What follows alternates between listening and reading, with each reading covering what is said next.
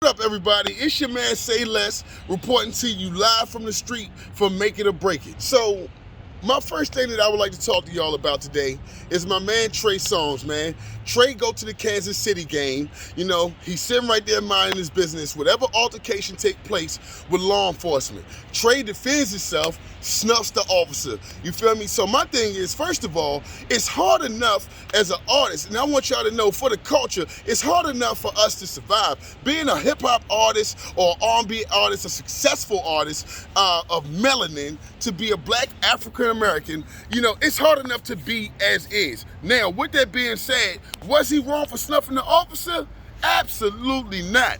We must take a stand for something, man. So at the end of the day we start letting people just yank us around and we don't do nothing, you know what I mean, we're gonna lose every time. So shout out to Trey Songz for standing ground regardless of his social status and who he is, and setting an example of what a lot of people should have been doing a long time ago, standing up for who we are. So just recently also we had an Atlanta councilman, no need to say her name, but with that being said, she sent up a request that all studios have to be moved 300 feet from like schools and churches and things of that nature.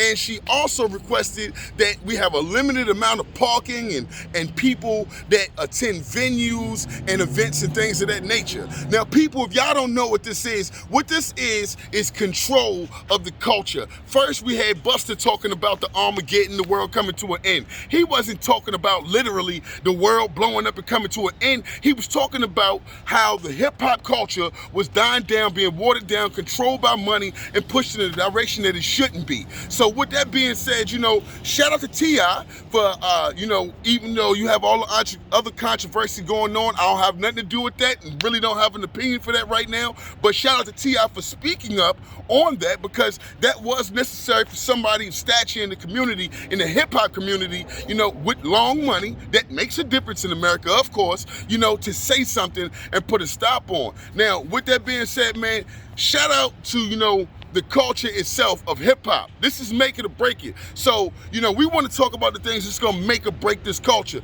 And I believe that that is a relevant situation for you to acknowledge for being a part of this game that we live in, that we eat, sleep, and breathe. Because at the end of the day, I want you to wake up and realize that during your decision-making processes through this, you know, journey that we are taking in hip-hop and in entertainment as African Americans, I want you to realize that they're taking steps, you know, politically to control something that was created for form of expression. And last but not least, I would like to talk to y'all about something that's very important with this game before I get up out of here on y'all. My man Styles P, shout out to him. He came and he talked about on their publishing. He talked about how publishing back in the days in the 90s differs from now. And he stated how, you know, his record label was only willing to go back 6 years on 20 years worth of work. People, whatever you do, make sure that you're not just taking advantage of this new light of virtual, you know, success, and you pay attention to the steps as an artist that you should. Make sure you get your copyrights. Make sure you get your publishing. Make sure that you take the correct steps that you need to protect your investment, to, you know, be able to invest in yourself and allow others to invest into you without being able to take total control of your career. For so often, for so long, so many artists have gotten gypped, and most recently, we have artists receiving 360 degree deals, man, those 360 deals. You know what I'm talking about. But for the most part, you know, it's basically where you go in a circle, you get to start off with nothing, they give you something, you travel, you do everything, you live the life of that artist, that dream that you had, and then after that, guess what? You owe everybody, so you end up right back where you started. People, I need you to wisen up, think about it. Hip-hop and politics is one thing, you know what I mean? And then another thing is not protecting yourself, man. Self-preservation is the best reservation. It's your man Say Less, man. You tune in to Make It or Break It vlog, you know, straight from the streets, reporting to you live. And, you know what I mean? Till next time, man, you can pay attention to our next vlog. You will pay attention to my man Craze, and it will be coming up on Thursday. It's been a pleasure, man, and we look forward to producing,